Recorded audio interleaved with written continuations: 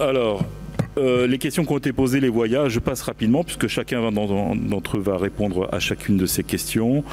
Pour ma part, j'ai essayé de m'inspirer de Moïse et de dire, voilà, quels seraient les 10 commandements éventuels qu'on pourrait suggérer pour éviter la reprise de prothèses. Alors la première chose, c'est d'évaluer le patient, tout simplement. C'est des choses simples qu'on oublie, mais c'est de savoir quelles sont les ambitions de ce patient et d'écrire les limites des résultats. On a parlé des hanches oubliées, 70% de hanches oubliées, 30% de hanches qui sont insatisfaites, on en a parlé ce matin. Clairement, il faut définir le cahier des charges de cette prothèse totale de hanche et puis évaluer le patient, évidemment sur le mode médical et surtout, et pour être un peu plus technique, sur le mode chirurgical et s'enquérir, bien entendu, des chirurgies à la fois sur les secteurs suprapelviens, rachis, peut-être c'est ma tropicité, et également membre inférieur, c'est-à-dire s'enquérir par exemple des flessomes éventuels, des prothèses éventuelles qu'il aurait eu jusqu'à la cheville et au pied, puisque là encore, on oublie souvent, on pense au genou, mais le pied, l'arrière-pied, c'est important. Alors le primum movens, c'est évidemment de considérer qu'il y a une grande variabilité de ces patients. On ne peut pas réfléchir mécanique. Systématiquement, on est obligé peut-être de réfléchir cinématique, c'est-à-dire améliorer notre planification, parce que peut-être qu'il faut mettre différemment, voire d'autres implants en fonction du patient qu'on va avoir à prendre en charge. Ici, les anomalies congénitales, ici, des camptocormies sur des Parkinson, ici, des déséquilibres antérieurs sur des patients qui sont vieillissants. Clairement, les bassins obliques, avec la génération que peut avoir ces bassins obliques dans l'inégalité de longueur des membres inférieurs, peut être un problème de gestion, même à planification bien faite, parce qu'on a mal analysé son patient préopératoire et c'est un enjeu médico-légal. Alors évidemment, vous connaissez cette variation anatomique tant sur l'orientation des implants nécessaire, 30% quand même des malpositions sont responsables de révision, il ne faut pas l'oublier, donc c'est une des causes principales qui peut en tout cas être mis en alerte pour nous chirurgiens. Et puis considérer cette variation anatomique, alors sur la version fémorale, sur les variations dans le plan coronal avec les coxa valgus et haubans.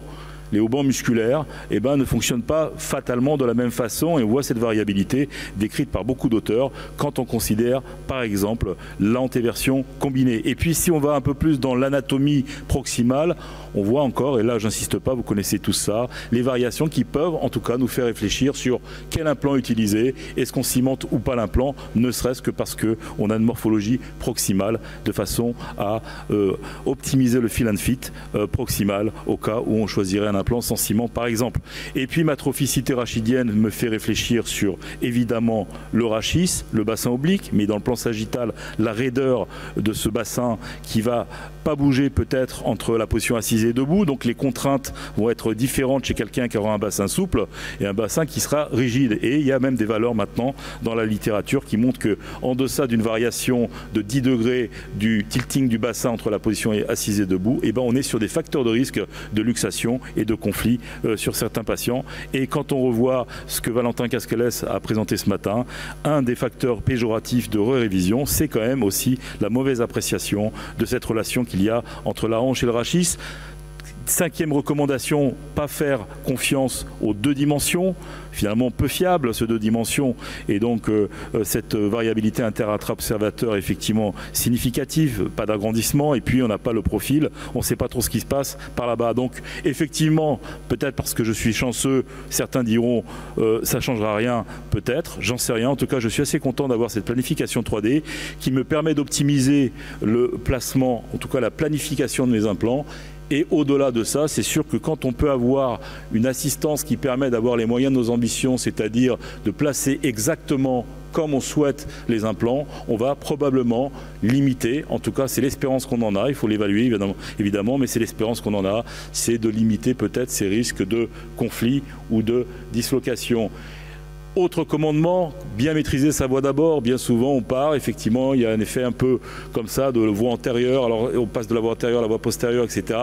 On sait très bien que cette courbe d'apprentissage, elle est quand même pourvoyeuse de complications péropératoires. Et fatalement, maîtriser sa voie d'abord reste un élément, un primum movens essentiel. Enfin, la qualité osseuse, là encore, il faut savoir l'apprécier. Sauf que on a peu de moyens préopératoires forcément de l'apprécier. Et finalement, c'est là où l'expérience du chirurgien va pouvoir tester un peu cette qualité péropératoire, souvent, sauf évidemment sur radiographie, montre une ostéopénie importante, et à ce moment-là, fera basculer peut-être plutôt sur une tige cimentée plutôt que s'acharner sur une tige non cimentée. Enfin, l'utilisation de la double mobilité, est-ce qu'il faut la généraliser? Oui, non. Alors chacun y va de sa religion, de sa philosophie, je ne sais pas comment appeler ça, reste que les situations à risque, notamment de hip spine, les situations avec des anomalies congénitales, à risque de luxation ou d'hyperlaxité, motivent probablement l'utilisation de cette double mobilité. Est-ce qu'il faut qu'elle soit fixed bearing, c'est-à-dire simple, ou alors l'utilisation d'une modularité, on en parlera à une session de demain. Reste que effectivement, ça peut être une solution. Et en cas, par exemple, d'état osseux un peu précaire, on a parfois des doubles mobilités qui permettent aussi d'associer des vis et donc d'améliorer la stabilité primaire des implants. Et c'est pour ça qu'il existe aussi la double mobilité modulaire. Voilà mes quelques choix et recommandations que je ferai pour conclure. En gros, chez les patients âgés, c'est vrai qu'on est plutôt sur une tige cimentée. Alors nous, on est un centre qui fait de la traumato, donc clairement, on est dans des indications souvent de patients très âgés. Et sur ces fractures, eh ben, on cimente beaucoup les tiges. Au-delà de ça, chez le patient assez jeune, quand le patient a des facteurs de risque, effectivement, c'est plutôt la double mobilité en première intention.